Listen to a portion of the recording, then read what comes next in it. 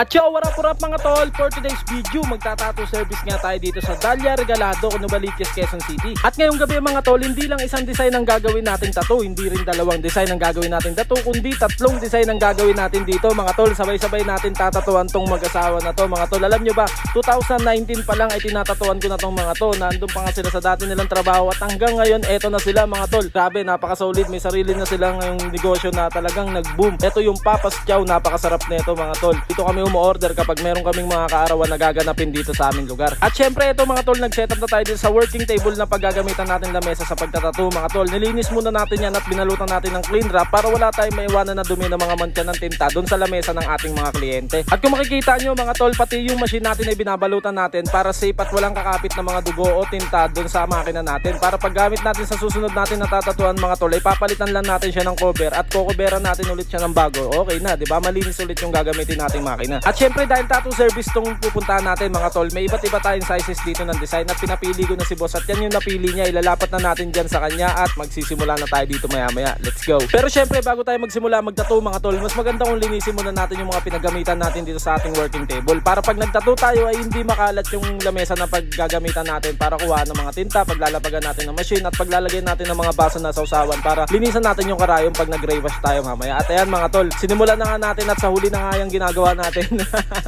Paano nangyari yung sinimulan at sa huli na? Ayan na mga tol, pangalawang client na tayo dyan at tignan nyo kung makikita nyo, pinalutan ulit natin ng panibagong balot yung makina. Syempre, iba na to yung dugo ni sir kanina, mamaya may kumapit doon. Syempre, yung dugo yun, pag pumunta rito sa ibang tao, pag hindi nag-compatible yun, maaari pa rin sila magkasakit kahit sabihin mo wala silang sakit, diba? Medyo magulo ba?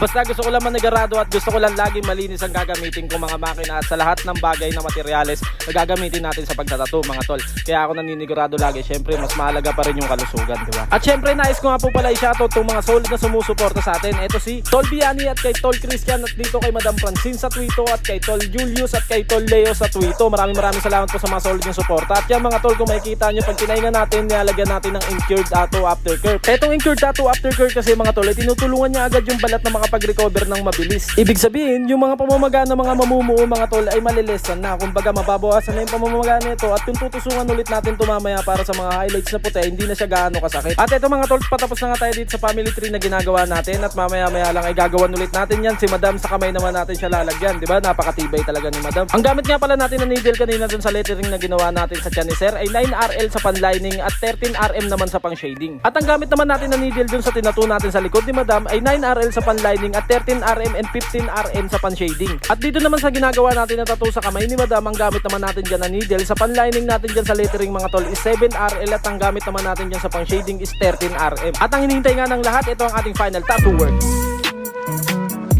Open po tayo 24/7 sa advance booking. Meron lang po tayong 20% down payment sa kabuuan ng presyo ng inyong ipapatato. Open din po tayo sa walk-in from 10 AM to 10 PM. At syempre, gaya nga nitong video na to, open po tayo sa tattoo service. PM lang po kayo dito sa aking official tattoo page using Arctic Inks, Team Tamad, Incurred Tattoo Aftercare, FTR Clothing at syempre ang inyong lingkod, Jangala Tattoo. Maraming salamat sa panonood mga tol. Ano na?